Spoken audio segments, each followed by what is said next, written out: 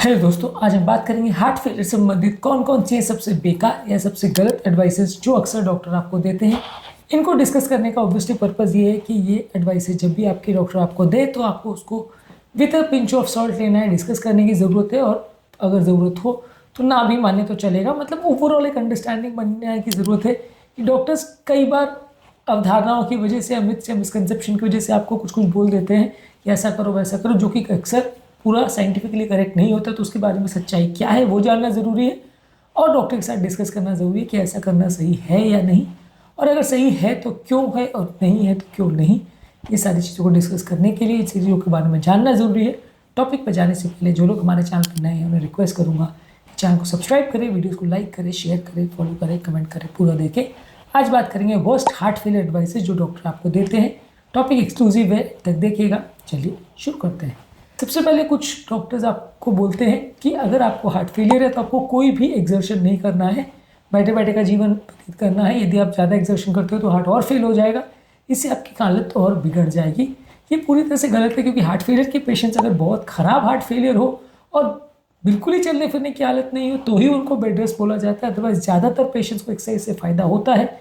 हालांकि हम ऐसा रिकमेंड नहीं करते कि अगर आपको सीवियर हार्ट फेलियर हो आप मैराथन दौड़ना चालू कर दो, वैसा नहीं होता। यूजली धीरे धीरे करके एक्सरसाइज को बढ़ाया जाता है और ओवरऑल आपकी कैपेसिटीज बढ़ाई जाती है।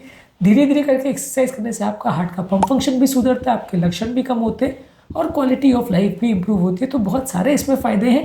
तो ओवरऑल एक्सरसाइज करना फ़ायदेमंद है, लेकिन अगर डॉक्टर आपको ये बोल रहे हैं कि एक्सरसाइज नहीं करना तो एटलीस्ट उनके साथ डिस्कस करिए कि एक्सरसाइज क्यों नहीं करना, कब तक नहीं करना, कब चालू कर सकते हैं, कौन सी तरह की एक्सरसाइज कर सकते हैं, उससे क्या फ़ायदे नुकसान होंगे।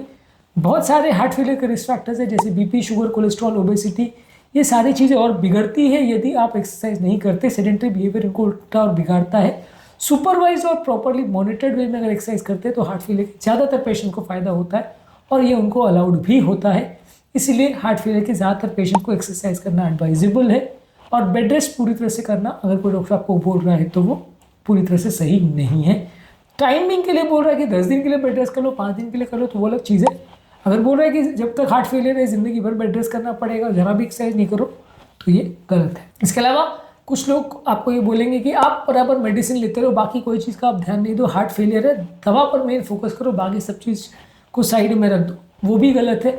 जितना रोल दवा का है उतना रोल डाइट का भी है, उतना रोल आपके बाकी एक्सरसाइजेस का भी है और बाकी परहेजे और सारी चीज़ों के बारे में समझने का, बीमारी के बारे में एजुकेशन का, इमरजेंसी मैनेजमेंट का, सब चीज़ों का बराबर रोल है। रिहैबिलिटेशन बेसिकली हार्ट का फेलियर का जो होता है वो बहुत सारे पिलर्स पे खड़ा होता है और हर पिलर की अपनी ही वैल्यू है।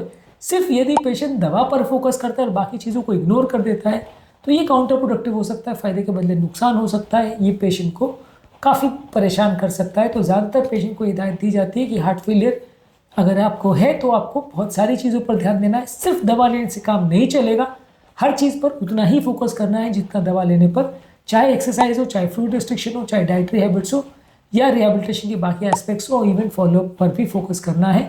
तो अगर आपका डॉक्टर आपको बोल रहा है कि दवा ले लो और बाकी पर इग्नोर मत करो या दवा ही सबसे ज़्यादा इंपॉर्टेंट है, डेफिनेटली दवा इंपॉर्टेंट तो ज़रूर है, कुछ हद तक ऐसा कहना सही भी है कि सबसे ज़्यादा इंपॉर्टेंट है, लेकिन बाकी चीज़ों को इग्नोर करना ये भी गलत है। आपको बाकी चीज़ों पर भी फोकस करना है, हाँ दवा पर थोड़ा ज़्यादा फोकस करें तो चलेगा।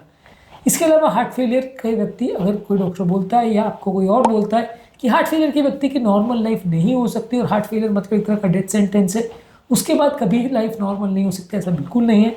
90 to 95% लोग हार्ट फेलियर के साथ अपनी लगभग नॉर्मल लाइफ जी सकते हैं। हार्ट फेलियर एक क्रॉनिक कंडीशन है और इवन बहुत सीवियर हार्ट फेलियर वाले भी बहुत ख़राब कंडीशन में भी 15 से 20% पंपिंग के साथ भी लगभग नॉर्मल लाइफ जी सकते हैं। और थोड़ी बहुत लाइफस्टाइल चेंजेस करें, थोड़ी बहुत दवा लेते रहे, रिहैबिलिटेशन पर ध्यान दें, खाने पीने का और बाकी चीज़ों का ध्यान दें, तो उनको दिक्कत नहीं आएगी। यदि कोई डॉक्टर आपको ऐसा बोलता है कि आपका लाइफ बिल्कुल ख़त्म हो गया, हार्ट फेल हो गया, तो वो फेलियर मतलब डेथ सेंटेंस जैसा नहीं है। ऐसा बोल देना पेशेंट को और ज़्यादा होपलेस और ज़्यादा डिप्रेशन में ला देता है, जिसकी वजह से वो अक्सर दवाइयों पर भी फोकस नहीं करता। और अगर पेशेंट पर प्रॉपर काम किया जाए, प्रॉपर दवाइयाँ दी जाए, प्रॉपर डिवाइस और प्रॉपर ट्रीटमेंट किया जाए, तो पेशेंट का प्रोग्नोसिस और उसकी लाइफ पूरी तरह से नॉर्मल भी की जा सकती है।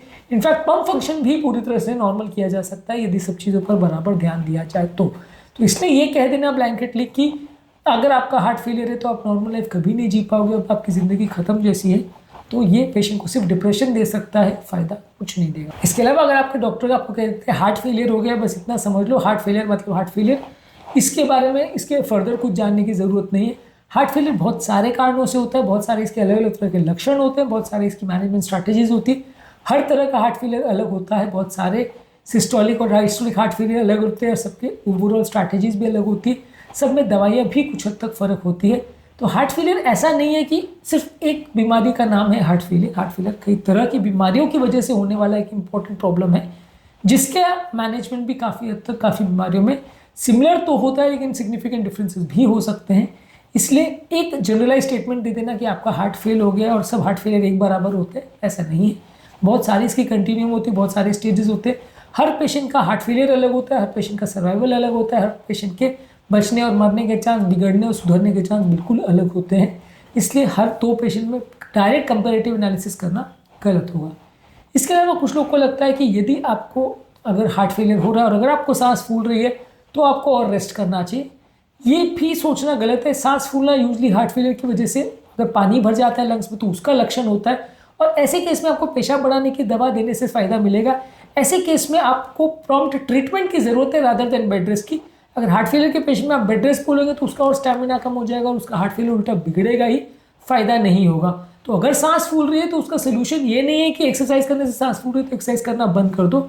उसका सोल्यूशन ये है कि एक्सरसाइज करने से सांस फूल रही है तो आपको पेशाब बढ़ाने की दवा दे के पेशाब बढ़ाओ, जो लंग्स में पानी भर गया उसको निकलवाओ, आगे का फ्लूइड रिस्ट्रिक्शन करो, हार्ट फेलियर की दवाई बढ़ाओ और मैनेज करो। लेकिन एक्सरसाइज बंद कर देना और घर पर बैठ जाना कि सांस फूल रही है कुछ नहीं हो सकता, ये पूरी तरह से गलत है। इसके अलावा हार्ट फेलियर के कई बार डॉक्टर्स वेट मैनेजमेंट पर उतना आपको फोकस नहीं करवाते। कई बार हार्ट फेलियर के पेशेंट में सडन रैपिड वेट गेन होता है और ये साइन होता है कि बॉडी फ्लूइड रिटेन कर रही है और कंडीशन बिगड़ रही है। तो ऐसे लोगों को रोज, या अगर सीवियर हार्ट फेलियर में वॉल्यूम रिटेंशन वाले स्टेज में पेशेंट, तो डेली या हर 2-4 दिन में वेट चेक करना ज़रूरी है। बहुत इंपॉर्टेंट चीज़ इसमें पता चल सकती है। एक तो वैसे भी वजन बढ़ना, फैट बढ़ना भी अपने आप में चीज़ अच्छी नहीं है, इससे भी हार्ट फेलियर बिगड़ सकता है डायरेक्टली या इनडायरेक्टली। पर सीवियर हार्ट फेलियर में जब हार्ट में पानी भरना चालू हो जाता है तो वैसे केस में पानी की वजह से जल्दी जल्दी वजन बढ़ने लगता है, और ऐसे केस में वजन चेक करना एक इंपॉर्टेंट साइन होता है कि सडनली अगर किसी व्यक्ति का वजन बढ़ रहा है तो वो हार्ट फेलियर बिगड़ने का साइन हो सकता है। सडनली वजन कम हो रहा है तो हार्ट फेलियर के सुधरने का या दवाइयों का रिस्पॉन्स आने का साइन हो सकता है। तो इसलिए वजन को भी इसमें इंपॉर्टेंस देना और उसको भी कोरिलेट करना ज़रूरी है। यदि डॉक्टर इस पर आपको ध्यान नहीं देने को बोल रहा है, और खासकर अगर आप सीवियर हार्ट फेलियर का पेशेंट है, तो वो गलत है। आपको रेगुलर बेस पे खासकर डेली वेट चेक करना चाहिए, इससे भी आपको सिग्निफिकेंट इन्फॉर्मेशन मिलेगी। हालांकि ये इन्फॉर्मेशन आज के डेट पे बहुत रेलेवेंट नहीं है और ज़्यादातर हार्ट फेलियर के पेशेंट्स को उतना वॉल्यूम कंजेशन का प्रॉब्लम होता ही नहीं है। ज़्यादातर पेशेंट पहले ही मैनेज कर लिए जाते हैं अच्छी तरह से। लेकिन फिर भी अगर आपका सीवियर हार्ट फेलियर और पम्प फंक्शन बहुत कम है तो रेगुलरली वेट चेक करने से फ़ायदा मिलेगा। इसके अलावा कुछ डॉक्टर्स आपको बोलेंगे यदि आपको हार्ट फेलियर है तो आप कोई भी पानी नहीं पी सकते, सारे फ्लूइड आपके बंद है। सीवियर हार्ट फेलियर में जब पानी बहुत ज़्यादा भरना चालू हो जाता है तब आपको फ्लूइड रिस्ट्रिक्शन बोला जाता है। माइल्ड हार्ट फेलियर या मॉडरेट हार्ट फेलियर में फ्लूइड रिस्ट्रिक्शन की उतनी ज़रूरत नहीं होती है। जब पानी भरना चालू हो जाए उस समय पेशेंट को फ्लूइड रिस्ट्रिक्शन बोला जाता है, और वो भी पेशेंट की ओवरऑल वेलबींग, ओवरऑल कंडीशन और किडनी की फंक्शन के हिसाब से बोला जाता है। बहुत ज़्यादा एक्सेसिव फ्लूइड रिस्ट्रिक्शन अगर आपको डॉक्टर करने को बोल रहा है तो वो भी गलत है। इससे डिहाइड्रेशन हो सकता है, किडनी का प्रॉब्लम हो सकता है, हार्ट फेलियर ज़्यादा बिगड़ सकता है, बीपी बहुत ज़्यादा कम हो सकता है, चक्कर आ सकते हैं।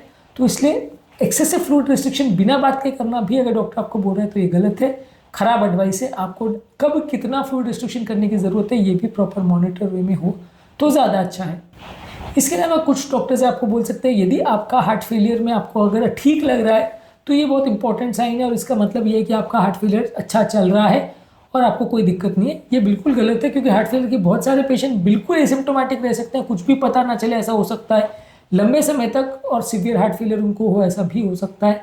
यानी हार्ट फेलियर में हालत बिगड़ भी रही हो और पेशेंट को कुछ पता ना चले, ऐसा भी हो सकता है। तो इसलिए हार्ट फेलियर के पेशेंट में सिम्टम्स कम है या ज़्यादा है वो सिंगल मोस्ट इंपॉर्टेंट क्राइटेरिया नहीं है। इको में पेशेंट का पैरामीटर्स कैसे हैं, बाकी फ्लूइड रिटेंशन के पैरामीटर्स कैसे, पेशेंट के बाकी ओवरऑल ब्लड के और ईसीजी के चेंजेस ये सारे कैसे हैं, इसके बेसिस पे काफ़ी हद तक मदद मिलती है जानने में कि पेशेंट की हालत में सुधार हो रहा है या बिगाड़। सिर्फ सिम्टम्स के बेसिस पर यदि डॉक्टर बोलता है कि अगर आपको अच्छा लग रहा है तो मतलब बात खत्म, अब आपको कोई दिक्कत नहीं है, हार्ट फेलियर ठीक हो रहा है, तो गलत है। हार्ट फेलियर के पेशेंट्स में कोई भी लक्षण ना हो और फिर भी बीमारी बिगड़ती चली जाए, ऐसा भी हो सकता है, या स्टेबल हो ना सुधार हो, ऐसा भी हो सकता है। तो सिम्टम्स चले जाना इंपॉर्टेंट फैक्टर है, लेकिन सिंगल मोस्ट इंपॉर्टेंट फैक्टर नहीं है। बहुत सारे और चीज़ों का ध्यान देने की ज़रूरत है जो कि हार्ट फेलियर सुधार हो रहा है या नहीं उसमें डिसाइड करने में मदद करते हैं। तो अगर आपको डॉक्टर बोलता है कि आपको ठीक लग रहा है, मतलब सब अच्छा है, दवाई रिस्पॉन्ड कर रही है और आपको कोई दिक्कत नहीं है, तो ये गलत है।